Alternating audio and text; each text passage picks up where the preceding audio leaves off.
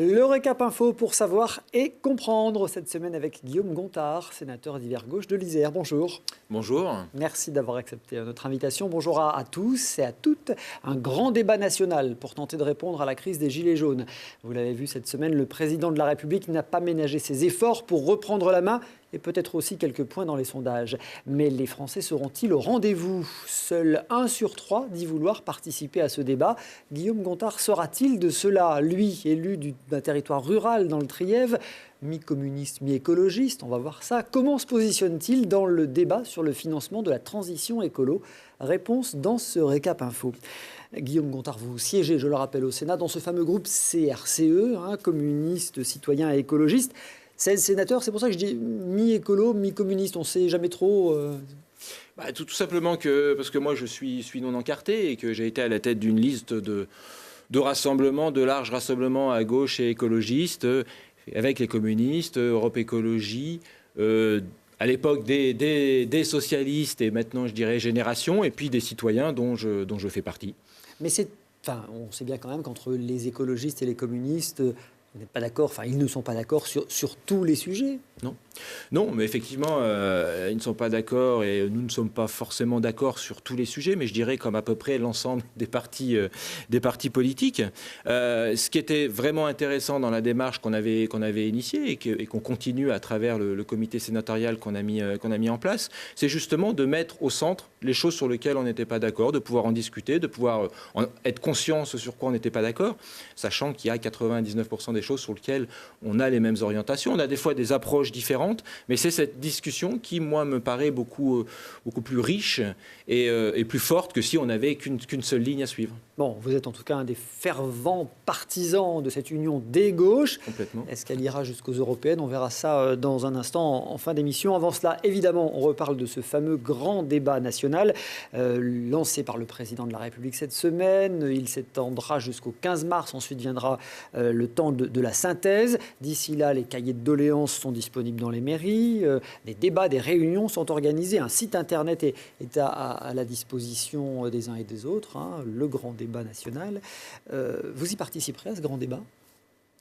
Bien sûr, moi j'y participerai à ma manière. Je pense qu'on ne peut pas refuser un débat. Et puis je dirais que je n'ai même pas attendu que le président Macron annonce un grand débat, parce que j'ai l'impression que c'est ce que je fais au quotidien, à la fois ce que je faisais en tant que maire et élu local, et puis en tant que parlementaire, d'aller à la rencontre des gens, d'écouter, de travailler avec les associations, les communes, les élus et l'ensemble des citoyens. Donc c'est une démarche qui me paraît complètement naturelle. Après, il y a quelque chose qui est initié par la majorité, par le gouvernement, par le président, dont je vais observer ce qui se passe. Moi, je pense, et je parlais tout à l'heure du comité sénatorial et du groupe d'élus qui m'entourent et avec qui je travaille, et l'ensemble des forces de gauche et écologistes dont j'ai parlé aussi tout à l'heure, on a eu une réflexion et se dire qu'il était nécessaire justement qu'on s'empare de ces sujets, de cette problématique qui est posée par, qui prend diverses formes, les gilets jaunes, les gilets verts, les stylos rouges, les robes blanches, plutôt les robes noires, les blouses blanches, et tous ces gens qui sont ce mécontentement qu'on sent, qui peut prendre différentes formes, et donc s'engager dans ce débat. Et on a réfléchi aussi à se dire, voir aussi le côté positif, et se dire comment on peut sortir positivement de ces attentes. Et donc d'organiser ce débat sur différents et de proposer un tour du département et de se mettre à disposition des collectivités, des associations qui voudront bien nous accueillir. Vous êtes assez macronien, puisque Emmanuel Macron a dit que cette crise est une chance pour réagir plus fort et continuer à réformer plus profondément. Vous êtes assez d'accord avec ça finalement?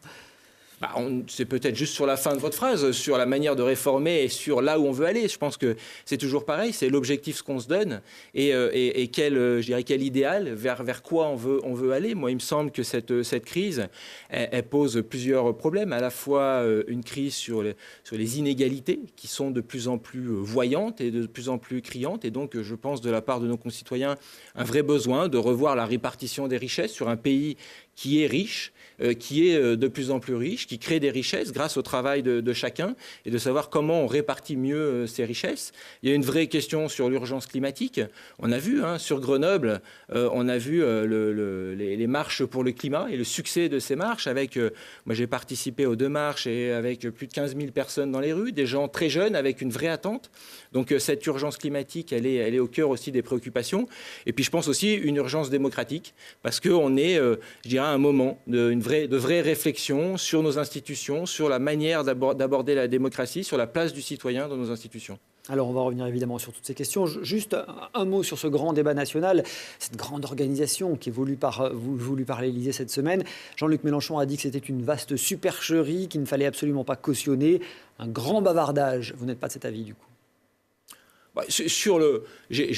J'ai discuté un peu avec des collègues parlementaires qui ont participé à la grande discussion avec Emmanuel Macron de plus de 6 heures ou 7 heures, je ne sais plus. Dans l'heure cette semaine. Voilà, qui a duré assez longtemps. Déjà, je pense que c'est très bien qu'il renoue avec les élus locaux, puisqu'il n'était pas venu au Congrès des maires. Et voilà, il s'aperçoit enfin que de revoir un petit peu et de travailler avec les élus locaux, ça peut être important.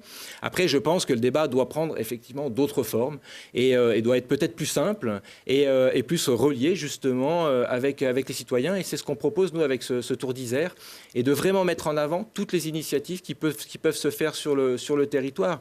Je pense qu'en tant qu'élu local, en tant que citoyen, on peut vraiment agir sur le quotidien, et donc de renouer avec se dire que la politique, oui, c'est par la politique qu'on peut faire avancer des choses, et donc les collectivités locales sont un bon exemple. Bon, effectivement, vous avez commencé ce début janvier un tour des communes de l'Isère pour aller à la rencontre des habitants du département et des élus.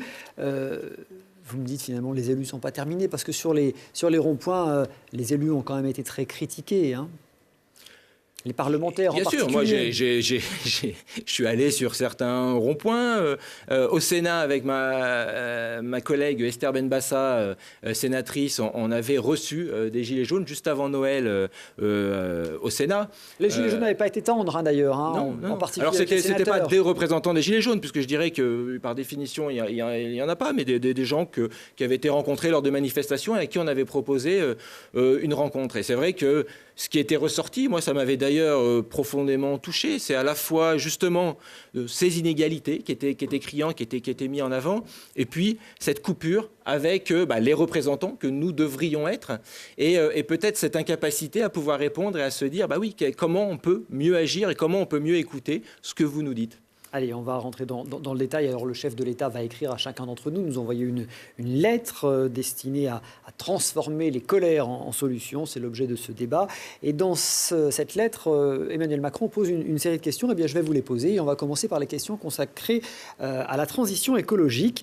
La crise des Gilets jaunes, on s'en souvient, a éclaté à un moment où les prix du diesel ont explosé. Comment est-ce qu'on finance la transition écologique? Beaucoup de monde, effectivement, dans les marches pour le climat, mais quand il s'agit de passer aux actes, on se rend compte que c'est plus compliqué, et en particulier pour les personnes les moins favorisées. Bien sûr. Si on reprend les débats, il y a un an, quand on a discuté de la loi de finances, on était plusieurs d'ailleurs à avoir mis en garde le gouvernement sur cette taxe carbone, pas sur le fait qu'il ne fallait pas la mettre en place, mais sur se dire que s'il y avait une taxe carbone, il fallait qu'en face, on puisse proposer des choses. Ça veut dire qu'il fallait que cette taxe carbone, elle serve à la mise en place justement de cette transition écologique, et que on puisse accompagner les citoyens dans cette transition écologique. C'est vrai que moi je suis d'un territoire rural, la place de la voiture individuelle, même si on pourrait la diminuer et qu'il faut travailler aussi à d'autres solutions, elle est indispensable. Pour se déplacer, on est obligé d'avoir cette voiture individuelle et donc de mettre de l'essence dedans et donc d'avoir un coût. Et forcément, si on augmente des taxes mais qu'en face on n'apporte aucune autre solution, ça pose des problèmes. Et je pense que c'est ce qui est un petit peu arrivé, c'est qu'on a vu une taxe qui était uniquement punitive, même si une taxe est toujours punitive, mais en tout cas, mais surtout rien en face, pas d'autres solutions qui étaient aucune incitation. Si je reprends mon territoire, on avait cette problématique sur les déplacements, on met une taxe sur le carburant en nous disant il faut utiliser d'autres solutions, et puis en même temps, on voit bien qu'on a des difficultés pour conserver une ligne de train. donc des vraies incohérences dans la démarche et dans la politique du gouvernement. Et donc c'est vrai que ce n'est pas faute de l'avoir expliqué et d'avoir prévenu le gouvernement sur cette vraie problématique. Cette taxe carbone, elle a donc été remise en débat. Vous avez entendu le ministre de l'écologie cette semaine qui finalement n'exclut pas de mettre en place une sorte de chèque en fonction de nos émissions de CO2. On pourrait avoir un chèque si on diminue notre production de gaz à effet de serre. Ça vous semble une bonne piste ou ça semble encore une usine à gaz, excusez-le? Moi, je suis toujours très méfiant sur ce système de chèques. Moi, je pense que ce qui manque réellement, et j'en parlais au début, c'est d'une orientation. C'est vraiment de se dire vers quoi on veut aller.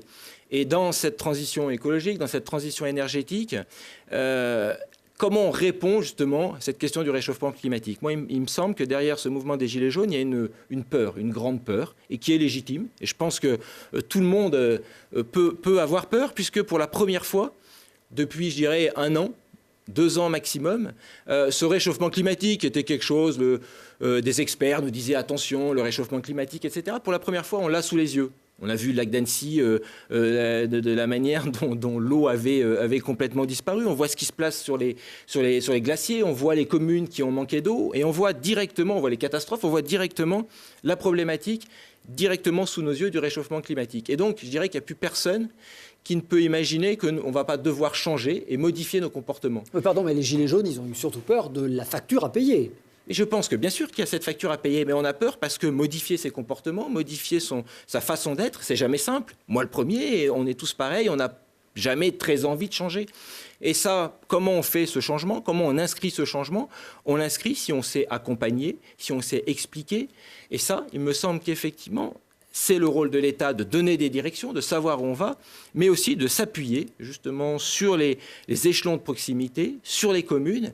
Et c'est vrai que, moi je donne souvent un exemple, on a beaucoup de collectivités avec des programmes type TEPO, TEPCV, qui étaient territoires à énergie positive, sur lesquels on a laissé le choix et le droit à l'innovation sur les territoires. Et on voit bien qu'en termes de rénovation thermique, on voit bien qu'en termes de déplacement, la mise en place de vélos électriques dans beaucoup de territoires, même de l'Isère, eh bien ça a fonctionné. Pourquoi? Parce qu'on avait cette proximité, parce qu'on pouvait expliquer. Mais il n'y a plus d'incitation, on s'est quasiment plus aidé. Ben justement, c'est-à-dire qu'on voit qu'on avait des choses qui fonctionnaient, des démarches qui étaient en place. Les plateformes, par exemple, de rénovation thermique ont été quelque chose de très concret et qui ont vraiment fonctionné. Moi, je discutais, puisque le bilan a été fait, tous ceux qui avaient prévu rénovation de 100 logements ont tous dépassé ce qu'ils avaient prévu. Sauf que là, on est au milieu du gué. Effectivement, on n'a plus de crédit d'impôt. On n'a plus de crédit d'impôt, on n'a plus d'incitation, et on va encore changer de politique, changer de contrat avec l'État. Donc il me semble qu'il y a vraiment un problème de lisibilité et lisibilité à long terme.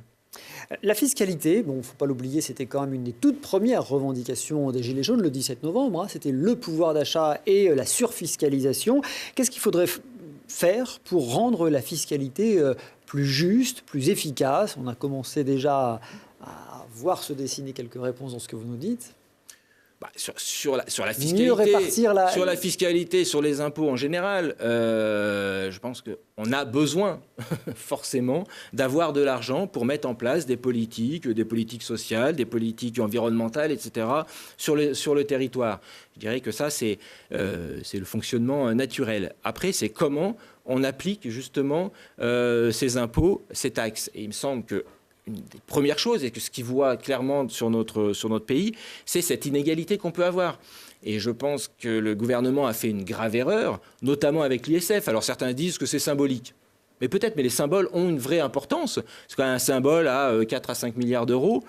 Mais ça a une importance. Et qu'on ne peut pas à la fois supprimer l'ISF et puis en même temps taxer la pauvre personne qui a sa voiture et qui n'a pas d'autre solution que de se déplacer. C'est l'argument, monsieur le sénateur, qu'on entend beaucoup. L'ISF, c'est l'impôt de solidarité sur la fortune. Vous avez entendu Emmanuel Macron. Nous ne reviendrons pas sur les mesures prises pour encourager l'investissement. Lui part du principe que l'ISF pénalisait l'investissement. Voilà. Donc on arrive déjà aux limites du débat, puisqu'on a un débat où on nous dit vous allez pouvoir parler de tout, mais on voit bien qu'il a déjà été cadré et qu'on sait déjà que le modèle dans lequel on est, qui est un modèle ultralibéral voulu par Emmanuel Macron, on ne le changera pas. C'est-à-dire qu'on pourra peut-être choisir la couleur des rustines qui vont nous accompagner, mais c'est tout. Et donc on voit bien complètement les limites de ce débat. Et moi, ce qui me fait peur, justement, et c'est pour ça que je souhaite, moi, m'engager dans ce débat à côté, c'est qu'on ne fasse pas croire à nos concitoyens qu'on va leur permettre de parler, qu'on va leur permettre de faire des propositions, et puis qu'au bout du compte, de toute façon, tout est calé. Moi, j'ai un exemple sur les états généraux de l'alimentation qui ont eu lieu récemment, juste avant la loi agriculture et alimentation, qui, je trouve, et moi je l'avais salué, et j'ai participé à de nombreuses réunions qui avaient été faites sur le territoire. J'avais trouvé ça très intéressant de mettre tout le monde autour de la table, de discuter, de réfléchir ensemble à l'avenir de l'agriculture, la place de l'agriculture sur notre territoire, comment on pouvait la faire évoluer. Et il y avait énormément de propositions qui avaient été faites, notamment sur le revenu paysan, avec des attentes très fortes. Eh ben, le mais, il est simple, c'est qu'on voit le résultat de la loi agriculture et alimentation où il ne reste plus rien.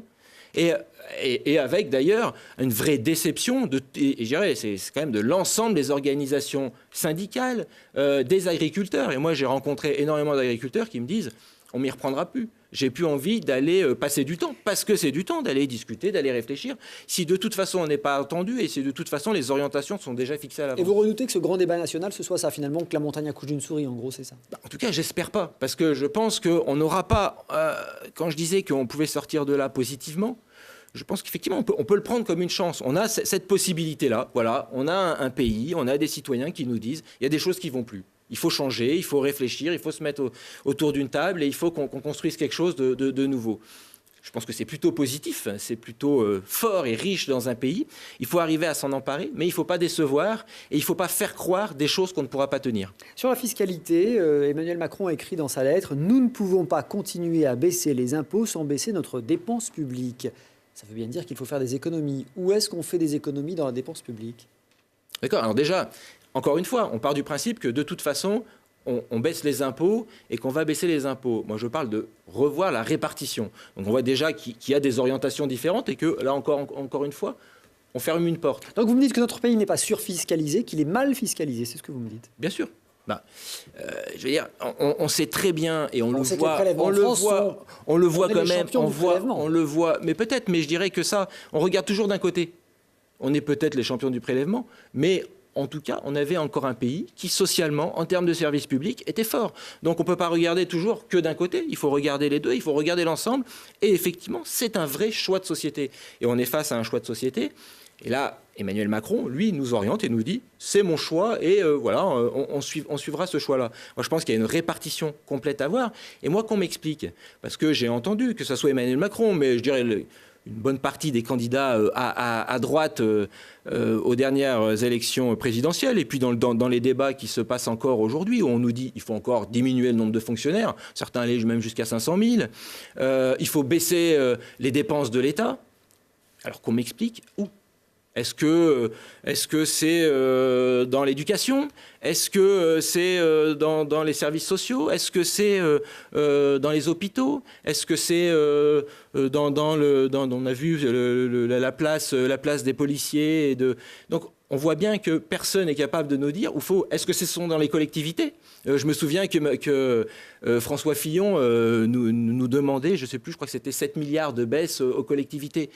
Est-ce que c'est là qu'il faut qu'on baisse Mais c'est précisément la question que pose Emmanuel Macron dans sa lettre. Faut-il supprimer certains services publics qui seraient dépassés ou trop chers, dit le chef de l'État? Eh bien, encore une fois, moi, qu'on m'explique quel service public serait dépassé. Après, un service public trop cher, je ne connais pas. Parce que trop cher, oui, un service public coûte. Un service public par définition, n'est pas rentable. Je veux dire, la santé n'est pas rentable. Oui, elle coûte, mais elle rend des services. Elle nous permet de vivre plus longtemps, de vivre mieux. Voilà. Donc, un service public, forcément, si on le voit sur sa question de la rentabilité et de l'efficacité, je dirais à la manière d'Emmanuel Macron, parce qu'il nous parle souvent d'efficacité, oui, c'est efficace si ça rend des bons services. Et je pense qu'au contraire, bien sûr qu'il y a des services publics, on ne fonctionne plus comme on fonctionnait il y a 20 ans, comme on fonctionnait il y a 30 ans. Il y a des choses à modifier. Et on le voit très bien. Moi, j'ai été maire d'une petite commune. Je sais très bien que la manière de proposer un service au sein d'une commune, il n'est plus le même que ce qu'il était il y a 10 ans et qu'il faut réfléchir, qu'il faut pouvoir innover. Donc, il y a 5,5 millions de fonctionnaires en France. On a un taux d'encadrement de 88 fonctionnaires pour 1000 habitants. L'Espagne, c'est 58. L'Allemagne, 55. 75 en Belgique. On n'a pas trop de fonctionnaires. Même Alors si toujours on est pareil, au-dessus des on moyennes. compare, moi j'aime bien comparer les différentes situations dans les pays, on compare souvent des choses qui ne sont pas difficilement comparables. Moi ce que j'entends quand même, et notamment dans ce que peuvent dire les gilets jaunes, sur les territoires, c'est quoi? C'est souvent de l'isolement, un manque de proximité, un abandon, souvent on parle de ça, qui est dû à quoi? Justement à cette disparition des services publics, justement à cette disparition de présence humaine. Alors, on fait des maisons du service public, c'est très bien, mais si c'est pour avoir juste des écrans et être face à un écran, ce n'est peut-être pas complètement suffisant. Bien sûr qu'il faut le gérer, bien sûr que ça a un coût, bien sûr qu'il faut le réfléchir différemment. Moi, je ne suis absolument pas pour rester figé sur ces questions-là. Mais la présence humaine et de revenir sur la place de l'humain dans notre société, il me semble que c'est quand même indispensable. Alors, vous l'avez évoqué à plusieurs reprises, hein, l'implantation des services publics sur les territoires. Les sénateurs sont les représentants des territoires. Eh bien, on va parler de cette démocratie, de cette citoyenneté. C'est le deuxième grand thème du débat national voulu par Emmanuel Macron. Je rappelle qu'au Sénat, vous êtes vice-président de la commission aménagement du territoire et développement durable. Donc, parfaitement orienté sur cette question-là. Est-ce que vous pensez, par exemple, qu'il faut réduire le nombre de parlementaires? On l'entend beaucoup sur les ronds-points de la part des Gilets jaunes qui disent « il y a trop de parlementaires, ça nous coûte trop cher ». C'est vrai qu'on l'entend et que c'est une question qui a été posée. Moi, je pense que c'est là où justement l'utilité du débat. On peut effectivement se dire il y a trop de sénateurs, il y a trop de députés, il faut réduire et ça fera une économie. Je pense que c'est une manière très réductrice de voir ça. Mais d'un autre côté, moi, je n'ai pas envie de me positionner en tant que corporation et défendre une corporation. Je suis sénateur, je veux absolument rester sénateur et je veux qu'il reste le même nombre. Moi, je pense qu'il faut être ouvert complètement à la discussion. Je pense que nos institutions méritent d'être revues, réformées. Je pense qu'il y a on arrive à une vraie crise en termes de représentation, mais que ça ne passe pas simplement par quelque chose d'assez basique, comme le proposait le gouvernement, de dire on va baisser le nombre, parce que c'est pas une bonne idée, ça, c'est pas une bonne idée. En tout cas, moi, je me dis, OK, baisser le nombre. On va arriver sur des territoires où on aura 1 ou 2 parlementaires. On voit bien que, par exemple, moi, je suis un territoire rural de montagne où c'est une représentation qui est quand même assez déficitaire, que ce soit à l'Assemblée ou au Sénat. Ça veut dire que cette spécificité-là ne serait plus représentée. On pourrait abandonner davantage encore certains territoires, c'est ce que vous me dites. En tout cas, c'est un risque. Je veux dire, on est sur un mode représentatif que moi je trouve complètement intéressant. Mais si on veut qu'il joue son rôle, il faut qu'il soit clairement représentatif. Ça passe bien sûr par le nombre, mais on voit bien que ça ne suffit pas, puisque je ne suis pas sûr que l'Assemblée nationale ou même le Sénat soit complètement représentatif de la population actuelle. Donc ce n'est pas qu'une question de nombre. Je vais revenir sur le nombre. D'abord, du coup, les gilets jaunes qu'on entend éventuellement dire il faut carrément supprimer le Sénat, c'est une chambre qui ne sert à rien. Là, vous vous offusquez d'une telle proposition? C'est toujours pareil, on va le prendre comme ça. Moi, je pense que le bicamérisme, le fait d'avoir 2 chambres, ça me semble tout à fait intéressant. On l'a vu récemment avec l'affaire Benalla, ce contrepoids, ce contre-pouvoir, et qui est encore d'ailleurs d'actualité, puisque ces choses-là qui sont sorties grâce au Sénat. Donc on voit bien que ce contrepoids est intéressant. On le voit aussi, alors c'est vrai que c'est peut-être quelque chose qui n'est pas assez connu, qui n'est peut-être pas assez vu, mais un texte de loi qui est travaillé, qui passe au Sénat, il est modifié, retravaillé, amendé, et qui, quand il sort du Sénat, il ressort différemment, et notamment parce qu'on a intégré la spécificité de certains territoires. Donc il y a cet intérêt-là. Moi, encore une fois, je pense que ce bicamérisme, il est intéressant. Après, je pense qu'il faut peut-être plutôt réfléchir à la manière de cette représentation. Alors, comment on fait pour que les citoyens soient mieux représentés? Alors, on entend parler de la proportionnelle. La proportionnelle, par exemple, à l'Assemblée nationale, vous savez que ça veut dire une entrée en masse des élus du Front National. Je rappelle que le Parti communiste, qui aujourd'hui fait très peu de voix dans les urnes, a plus de représentants que le Front National, qui arrive deuxième à la présidentielle. Mais en tout cas, c'est une vraie question sur la représentation. Et moi, Quelle est votre réponse? Oui ou non pour la proportionnelle? Moi, je suis favorable à la proportionnelle. Intégrale? Alors après, c'est là où ça se discute, puisque la proportionnelle est intéressante. Moi, je trouve qu'en termes de représentation, parce qu'effectivement, que des forces politiques ne soient pas représentées alors qu'elles ont une aspiration citoyenne, ça me paraît évidente. Après, c'est la question de la stabilité politique qui est aussi importante. Donc c'est aussi sur cela qu'il faut réfléchir. Mais on voit bien qu'actuellement, on a un président de la République qui a été élu avec, je ne sais plus exactement, mais 24% des voix. Logiquement, il a eu une majorité, parce que je pense que les Français sont plutôt assez pragmatiques et puis logiques, et donc lui ont donné une majorité. Je pense que par contre, il n'y a pas eu une adhésion de 60-70% sur le programme d'Emmanuel Macron. Et je parle d'Emmanuel Macron, mais ça avait été la même chose en son temps avec Jacques Chirac, etc. Donc, et on voit bien qu'il y a un vrai blocage. Et je pense qu'on arrive à ce blocage-là avec cette situation parce qu'on a quelqu'un qui n'a pas, qui, du coup, n'a pas toute la légitimité qu'il devrait avoir pour appliquer son programme. Et donc, c'est là où on voit qu'il y a un vrai souci. Et que la proportionnelle peut en tout cas répondre à ça. On peut se demander effectivement pourquoi certaines organisations politiques n'ont pas toute leur place dans le débat. Est-ce qu'il faut rendre le vote obligatoire? Certains maires, mardi soir, l'ont demandé à Emmanuel Macron. Est-ce qu'il faut reconnaître le vote blanc? C'est aussi une demande. Sur la question du vote obligatoire... moi j'ai toujours du mal avec ce qui est obligatoire, puisque c'est quelque chose que voilà. Quand on arrive là, c'est que justement il y a un problème. Et c'est peut-être plutôt de se poser la question justement pourquoi les gens ne vont pas voter. Et c'est la vraie question, elle est là. Et moi je pense que ça va avec ça. Si on fait un peu, je parlais tout à l'heure de Jacques Chirac qui avait été élu en son temps avec 80% des voix. Moi j'avais voté pour Jacques Chirac. C'est sûr que j'ai eu une grosse déception, puisque je ne m'attendais pas qu'un président applique sa politique telle qu'il l'avait prévue, vu les circonstances dans lesquelles il avait été élu, et qu'il ne tienne pas compte de ce signal, justement, ceux 80% de gens qui lui avaient dit « Attention, on est dans une situation particulière ». On a eu le référendum sur l'Europe. On a bien vu comment les Français qui avaient voté avaient été floués. Je dirais, quel que soit ce qu'on souhaitait, qui ont été floués. On le voit encore, j'en parlais avec Emmanuel Macron. Il est tout à fait légitime dans son élection, attention. Hein.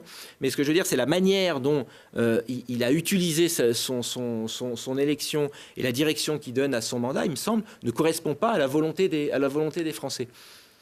Il aurait dû davantage tenir compte, effectivement, de la part de vote refusant le Front National et n'adhérant pas forcément à sa personnalité. N'adhérant pas forcément, et puis peut-être avoir une meilleure lecture de ce premier tour. Et je ne suis pas sûr qu'il y avait une grande et large majorité sur une politique ultralibérale. Je ne pense pas que c'était ce que voulaient nous dire les Français à partir du premier tour. Ça veut dire qu'aujourd'hui, vous nous dites, il est temps de passer à la 6e République, comme beaucoup de personnes le réclament? Je pense, et je pense que alors après, la 6e République, on peut tout mettre dedans. Hein. La 6e République, c'est changer de République, ça veut dire changer de fonctionnement. Je pense qu'en tout cas, et c'est pour ça que je trouve que ce moment est important, ces débats sont importants, parce que ça peut être la première pierre, justement, à la constitution d'une 6e République.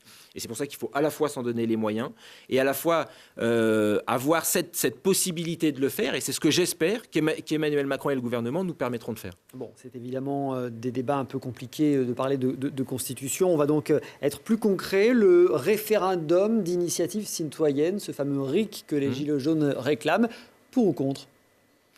Alors, moi, vous dire pour ou contre, je suis incapable. Sur une question comme ça, je suis incapable de vous dire pour ou contre. Et d'ailleurs, dans beaucoup de sujets, c'est toujours difficile. Encore une fois, c'est quelque chose qui doit se discuter. Je pense que ce n'est pas un hasard que ce référendum d'initiative citoyenne ou de référendum d'initiative populaire soit mis en avant. Parce qu'on voit bien que cette crise démocratique, elle est là et elle est présente. Par contre, de faire croire qu'on va, à travers ce RIC, répondre à tout et que ça va résoudre tous les problèmes, je ne suis pas sûr. Je pense que ça peut être tout à fait utile dans certains cas, notamment au niveau local, sur certains sujets, mais qu'on ne pourra pas répondre à toutes les problématiques par ce moyen-là. Parmi les demandes de certains gilets jaunes, il y a ces fameux référendums révocatoires qui permettraient à n'importe quel moment d'un mandat de dire on ne veut plus du président de la République, on change, ou on ne veut plus de tel député, on change. Est-ce que cette façon de révoquer les élus qu'on vient de mettre en place, c'est une bonne chose? En tout cas, que les citoyens aient la main à un moment donné et qu'on n'ait pas des temps comme ça sur... quelqu'un qui va appliquer un programme coûte que coûte et puis sans que le citoyen se sente complètement dépossédé, ça peut être intéressant. Après, je me méfie aussi, puisque on sait très bien que des initiatives politiques, des programmes politiques se jouent sur un temps long. Et que souvent, même d'ailleurs, 5 ans, c'est très court. Et qu'il ne faut pas non plus tomber dans des choses très, je dirais, un peu populistes, hein, qui font qu'on va répondre par des questions sur des mesures très courtes, mais par contre, on sait qu'on répond à beaucoup de choses justement sur ce temps long. Donc qu'on puisse révoquer. Tout dépend du degré et de la nécessité. C'est vrai que sur des crises très fortes, qu'il y ait cette possibilité, s'il y a un nombre très important de citoyens qui se mettent d'accord, pourquoi pas. Et je pense qu'il faut aussi, parce que forcément, quel que soit le gouvernement et ça passera forcément par des phases d'impopularité, parce qu'on sait très bien qu'il y a des phases politiques qui mettent du temps à se mettre en place. Mais ça, tout dépend justement de la manière dont on intègre et dont on fait ce choix et dont on explique aux citoyens. Guillaume Gontard, vous êtes donc sénateur, originaire, vous l'avez dit, du Trièves. Vous avez été maire du petit village du Percy, c'est moins de 200 habitants, à côté de Clel. Membre du groupe au Sénat, des groupes d'études, agriculture, alimentation, développement économique de la montagne et forêt. C'est des sujets que vous connaissez bien. Quelle agriculture pour demain? C'est la question qu'on posait la semaine dernière ici sur ce plateau à l'occasion des futures élections à la Chambre d'agriculture à la fin du mois. Le débat a notamment tourné autour de la désintensification des exploitations. Le fait de devoir retourner à une agriculture plus extensive. Comment vous vous positionnez? Parce qu'on sait que l'agriculture, c'est aussi un poids économique très important dans notre balance commerciale en France. Bien sûr. Je pense que l'agriculture est vraiment au cœur de nombreux sujets, puisque sur l'économie, sur l'environnement, c'est quand même la base de notre nourriture et donc de la santé des habitants. C'est aussi de l'emploi, c'est aussi des revenus. Et bien sûr, c'est de l'emploi local, c'est de l'emploi non délocalisable. Donc il y a des vrais enjeux autour de l'agriculture. Pardon, je vous coupe parce qu'on voit des images là d'une émission qui a été tournée pour la chaîne parlementaire où on vous voit accueillir l'émission Manger, c'est voter sur vos terres du Trièves. Voilà. Donc il y a des grands enjeux, vous disiez, sur cette agriculture. Quelle agriculture? Quel est le visage de l'agriculture de demain, selon vous? Il me semble que, comme l'ensemble de la société, on est dans une période de transition où on sait qu'on a eu une agriculture très extensive, très productiviste, mais qui répondait à une époque, à une période, à une demande, très aussi liée aux intrants, aux produits phytosanitaires, mais qui était, je dirais, ce qui était à la fois enseigné, ce qui était voulu par l'ensemble de la société. Il fallait faire du volume. Il fallait faire du volume, et puis c'était une direction qui avait été donnée et qui correspondait à une certaine époque. On sait que, on a une attente à la fois, je dirais, sociétale de la plupart des habitants qui souhaitent autre chose, qui souhaitent passer sur de la qualité, qui prennent soin aussi de leur santé. Il y a une vraie demande sur laquelle qu'on ne peut pas ignorer.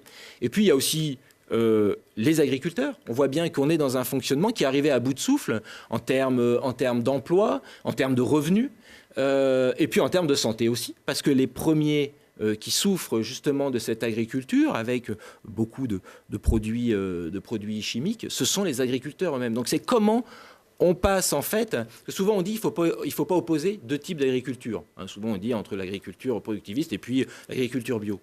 Moi je pense que c'est pas du tout opposer deux agricultures, c'est de savoir comment on fait la transition et on passe d'une agriculture justement productiviste, beaucoup tournée autour des intrants, mais peu pourvoyeuse d'emplois, par contre à une agriculture moins dépendante justement des produits phytosanitaires, mais par contre pourvoyeuse d'emplois.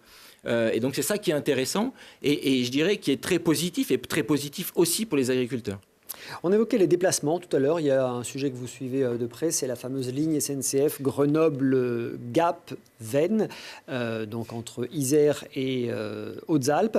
1 millier de voyageurs par jour seulement, mais une ligne qui coûte très très cher à entretenir et à rénover, à sécuriser.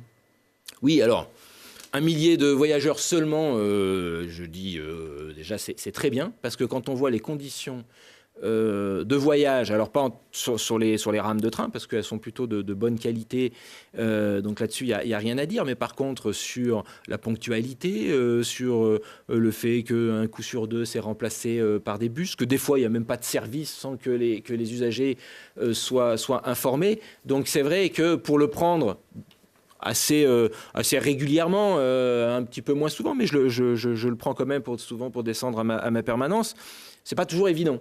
Donc je dirais que 1 millier de passagers en moyenne par jour, je trouve que c'est déjà beaucoup. En tout cas, c'est un service qui est rendu.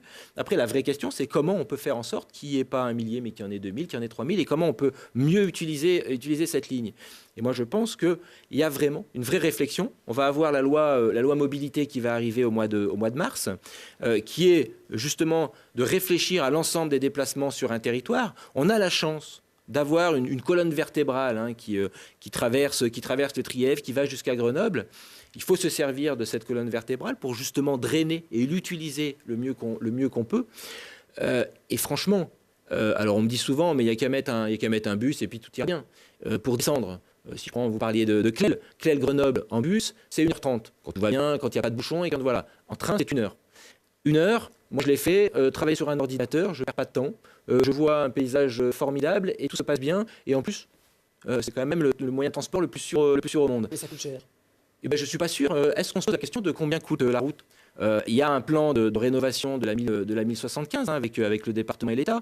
Je ne sais plus combien c'est, 56 ou 57 millions d'euros. 32 km. Voilà, qui est payé intégralement par l'impôt. Il ne fallait pas réaménager bien sûr, vous savez, la départementale sur la départementale, moi je me rappelle du plan Guesso. C'était il y a longtemps. Les économistes, non? Oui, en plus, voilà. Mais c'était le plan Guesso qui était exactement ça fait grand-chose. C'était exactement, sauf que ce qui était proposé, c'était exactement ça. C'était de dire l'autoroute. Ce n'est pas la solution adaptée. Et ça n'a pas été fait. Ça n'a pas été fait. Pourquoi? Parce que pendant si longtemps, on s'est battu sur l'autoroute. L'autoroute a été mise dans les plans successifs. Et donc, tant qu'il y avait cette question de l'autoroute, on ne travaillait pas sur la... Moi, je me félicite complètement du travail qui est fait sur l'amélioration et sur la sécurité qui est mis en place. Mais je veux bien expliquer qu'effectivement, cet argent-là, qui est l'argent des Français, il est mis sur la route par l'impôt. On se pose moins la question que quand il s'agit de mettre de l'argent sur les lignes SNCF. Vous parlez d'autoroute, l'élargissement de l'A480 à Grenoble. Vous avez vu, les travaux vont officiellement commencer dans les semaines qui viennent. Des chercheurs, des scientifiques grenoblois ont signé une tribune cette semaine dénonçant ce projet. Pour eux, il est en contradiction avec la volonté de réduire la pollution et le réchauffement climatique. Il ne faut pas faire l'élargissement de l'A480 à Grenoble. Alors déjà sur la réaction des scientifiques, je pense que peut-être elle est aussi liée à ce qu'on avait vu écrit dans l'enquête publique, qui était, je dirais... pour le moins provocatrice, pour avoir écouté, pour avoir m'être entretenu avec certains membres du rapport du GIEC, je pense que là, on était quand même dans une caricature assez impressionnante. On remettait en cause les effets complètement sur voilà, donc je pense que ça n'avait rien à faire dans une enquête publique de ce type. Moi, ce que disent les scientifiques, ce que j'ai envie de retenir, je pense qu'il y a, de la même manière que sur les aménagements de la 1075 et de cet abandon de l'autoroute, le fait d'aménager et de revoir cet axe, ça me paraît important. Après, c'est la manière dont on le fait. C'est sûr que si on fait une voie comme on l'imaginait dans les années 70, où on multipliait les voies comme ça, parce qu'on allait avoir de plus en plus de véhicules et de voitures, je pense qu'on ne doit plus être dans cette direction-là. Je pense qu'à partir de ce projet et de cet élargissement, c'est comment on va mettre en place, par exemple, des voies de covoiturage sur ces espaces supplémentaires. Comment on va gérer ces espaces supplémentaires. Ouais, vous faites du en même temps, finalement. Hein. Vous êtes très, très macroniste. Hein. Oui, la 480, oui, mais bon, pas tout à fait, quoi, en gros. Je ne suis pas complètement d'accord parce que je sais clairement où il faut aller. Et moi, ce que je vous dis, c'est ce qui manque peut-être à Emmanuel Macron. En même temps, je vous dis, moi, répondre oui par non, c'est vrai que je ne sais pas faire. Parce que les choses sont compliquées, la nature est faite ainsi. Par contre, d'avoir des objectifs et d'avoir des objectifs clairs en termes justement de transition énergétique, de transition sur les déplacements, moi je sais clairement où on va. Je sais clairement qu'il va falloir qu'on diminue nos déplacements avec la voiture individuelle. Et donc, c'est qu'est-ce qu'on met en place pour diminuer ça? Je pense que le plan d'Emmanuel Macron sur l'aide à la transition, enfin l'aide aux voitures individuelles en rabattant tout sur l'essence ou sur l'électrique, je pense que ce n'est pas complètement satisfaisant. Parce que si on continue notre mode de déplacement, on n'y arrivera pas. Il nous reste 1 minute, du coup je dézoome un petit peu et j'en viens à Grenoble. Éric Piolle, il fait suffisamment, du coup, est-ce qu'il s'est suffisamment battu, fait entendre pour que la 480 soit un projet écologiquement responsable ? Oui, je pense qu'il s'est fait entendre, puisque quand j'entends du coup l'opposition qui à l'inverse dit qu'il en ferait trop là-dessus, donc je pense qu'il se fait suffisamment entendre. Après, c'est vrai que c'est un projet qui date d'une vingtaine d'années, voire plus, et qu'il faut arriver à le mettre, je dirais, au goût du jour et aux orientations actuelles. Et je pense que ce qui est, en tout cas en termes de déplacement, Grenoble est plutôt plutôt en avance et à une réflexion plutôt poussée. Je pense notamment ce qui se passe en termes de vélo et très regardé, parce que je sais que pour voir Elisabeth Borne et dans le cadre de la loi mobilité, je sais que le SMTC, je sais que l'agglomération grenobloise est plutôt regardée justement parce qu'elle est en avance sur ces questions-là. Éric Piolle vous a derrière lui pour les prochaines municipales, vous le soutiendrez ? Bah, écoutez, déjà, il n'a pas encore annoncé qui se représentait, donc ça, je lui laisse la primeur. Moi, en tout cas, ce que je vois, c'est qu'il y a des élus en France de grandes villes, et Éric Piolle en fait complètement partie, qui vont de l'avant, qui ont compris qu'à cet échelon communal, on peut agir quotidiennement et on peut vraiment faire avancer ces questions. C'est pas facile, c'est compliqué parce qu'il faut faire changer les habitudes, mais en tout cas, je pense qu'ici à Tel, avec l'ensemble de son conseil municipal, et bien sûr que j'espère que ça continuera. Merci Guillaume Gontard d'avoir été l'invité du Récap Info. Merci à tous de votre fidélité. Retrouvez-nous tout de suite sur Internet pour le supplément, le bonus, et la semaine prochaine avec un nouvel invité.